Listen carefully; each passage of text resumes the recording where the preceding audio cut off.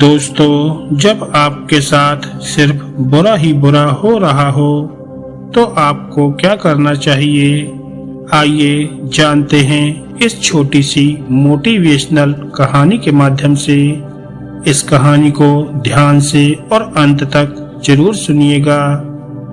इस कहानी के माध्यम से आप जीवन की बारीकियों को अच्छे से समझ पाएंगे। तो चलिए कहानी को शुरू करते हैं। एक समय की बात है, एक गांव में एक लड़का रहता था। उसने अपनी पढ़ाई पूरी करने के बाद सोचा कि वह जॉब नहीं करेगा, वह अपना खुद का कोई व्यवसाय शुरू करेगा। और उसने अपना खुद का व्यवसाय शुरू कर दिया।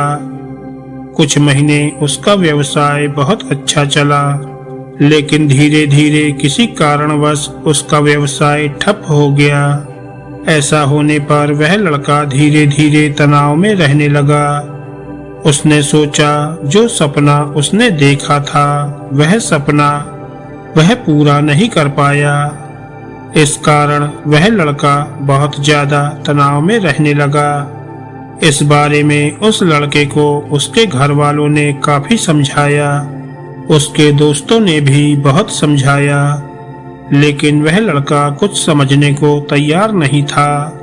उस लड़के का एक टीचर था जिन्होंने उसे कॉलेज में पढ़ाया था। एक दिन टीचर ने उस लड़के को अपने घर पर बुलाया और पूछा कि बेटा, क्या कारण है? मुझे तुम्हारे घर वाले और दोस्तों से पता चला कि तुम बहुत परेशान रहते हो। तो उस लड़के ने कहा, टीचर क्या बताऊं, मैंने 5-6 महीने अपना खुद का व्यवसाय किया था। मैंने उस व्यवसाय में बहुत मेहनत की थी, लेकिन कुछ भी नहीं बन पाया। काफी प्रयास किए, लेकिन परिणाम शून्य ही रहा। तब टीचर ने कहा, बेटा, इसमें घबराने वाली तो कोई बात नहीं है। जिंदगी में काफी लोग फेल होते हैं।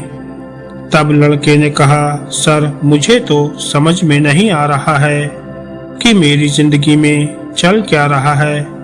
इतने सारे प्रयास करने के बाद भी कुछ परिणाम ना मिले तो मुझे नहीं लगता कि जीवन का कोई मतलब है। इतना सुनकर टीचर ने लड़के से कहा, तुम मेरे साथ चलो। टीचर उसको अपने गार्डन की तरफ ले गया और गार्डन की शुरुआत में टीचर ने उसको एक मरा हुआ टमाटर का पौधा दिखाया। टीचर ने कहा, बेटा, इस पौधे को देखो। तो लड़के ने कहा, सर, इसको क्या देखना, ये तो खुद मेरी तरह मरा हुआ है। तो टीचर ने समझाया कि बेटा, ये फालतू की बातें नहीं करते। मैं तुम्हें ये समझाने की कोशिश कर रहा हूँ कि मैंने खुद इस टमाटर के पौधे को वह सब चीजें दी, खाद, बीज, कीटनाशक दवा, पानी आदि सब कुछ जो इसको जरूरत थी, लेकिन ये फिर भी मर गया। अब इस पर तो मेरा कोई नियंत्रण है नहीं। मेरा नियंत्रण तो था मेरी मेहनत पर जो मैंने पूरी की। तो लड़के ने कहा, सर, जब यही बात आप खुद कह रहे हैं तो मुझे क्यों समझा रहे हो? इतना सब सुनकर टीचर को वाकई लगा कि ये लड़का डिप्रेशन की तरफ चला गया है, इसलिए यह उल्टी बात कर रहा है। उन्होंने एक बार फिर उस लड़के को समझाया, बेटा, मेहनत हमारे हाथ में है, लेकिन परिणाम हमारे हाथ में नहीं है। तुम ये सब समझो। लेकिन वह लड़का समझने को तैयार नहीं था।